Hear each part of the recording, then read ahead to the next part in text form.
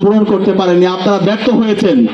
আপনারা শহীদ ওসমান হাদির, যারা শহীদ ওসমান হাদিকে গুলিবিদ্ধ করেছে, শহীদ ওসমান হাদিকে যারা হত্যাযজ্ঞ করেছে, তাদেরকে এখন পর্যন্ত আপনারা বিচারের আওতায় নিয়ে আসতে পারেননি। এটা আপনাদের ব্যর্থতা।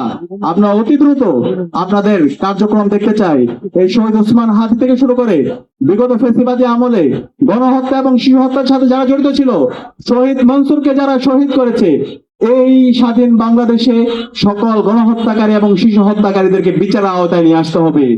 এবং আমরা একই সাথে দাবি জানাচ্ছি, গত 16 বছরে বাংলাদেশের যে সকল প্রতিষ্ঠানগুলোকে ভেঙে চুরমার করে দেওয়া হয়েছে, সকল প্রতিষ্ঠানগুলোকে নতুন ভাবে ঢেলে সাজাতে হবে। আজকে আমাদের শহীদদের আকাঙ্ক্ষার আলোকে আমাদের প্রস্তাবনা ছিল জুলাই সনদের পূর্ণ বাস্তবায়ন, কিন্তু আমরা জুলাই সনদের যে প্রস্তাবনা, সেই প্রস্তাবনাগুলোতে আমরা আজকে দেখতে পাচ্ছি বাংলাদেশের রাজনৈতিক দল, বড় রাজনৈতিক দলগুলো নোট অফ ডিসেন্ট দিচ্ছে, তারা সংস্কার চাচ্ছে না।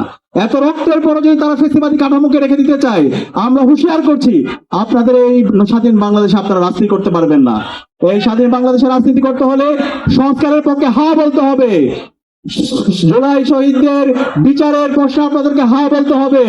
শহীদ ওসমান হাদিকে যারা হত্যা করেছে এবং যারা হত্যাযজ্ঞ করেছে, তাদেরকে সামাজিকভাবে এবং রাজনৈতিকভাবে বয়কট করা এবং বিচারের প্রশ্নে আপনাদেরকে হ্যাঁ বলতে হবে। এবং একটি ফ্রি ফেয়ার ক্রেডিবল সুষ্ঠু নির্বাচন আয়োজন করার জন্য আপনাদেরকে হ্যাঁ বলতে হবে। এই বাংলাদেশ আর কারো বাপের না।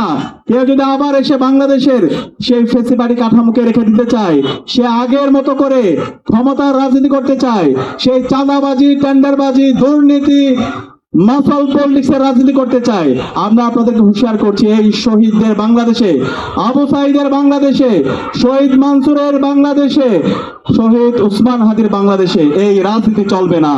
আপনারা কি একমত আছেন? ইনশাআল্লাহ। সে কারণে আজকে জুলাই বিপ্লবের মাধ্যমে যে তারুণ্য তৈরি হয়েছে, যে তরুণ প্রজন্ম তৈরি হয়েছে, তাদেরকে সজাগ থাকতে হবে।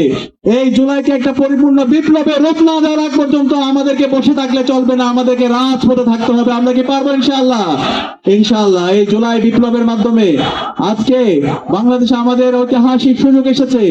এই ঐতিহাসিক সুযোগকে নষ্ট করার জন্য হাজারো ষড়যন্ত্র এবং চক্রান্ত হচ্ছে।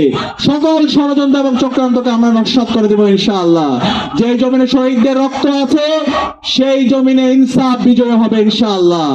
আমরা আশা রাখবো বাংলাদেশের সকল রাজনৈতিক দল, ছাত্র সংগঠন ইনসাফের পক্ষে, বাংলাদেশে ফ্যাসিবাদের বিচারের প্রশ্নে, খুনি হাসিনার বিচারের প্রশ্নে, এবং একই সাথে এই দিল্লির যারা তাবেদার আছে তাদের বিচারের প্রশ্নে আমরা সবাই ঐক্যবদ্ধভাবে আমাদের লড়াই সংগ্রাম জারি রাখবো ইনশাআল্লাহ।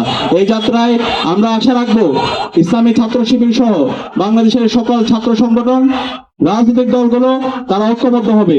আমাদের কমন এনিমি ঠিক করে আমাদেরকে এগাতে হবে। আমরা দেখতে পাচ্ছি বিভিন্ন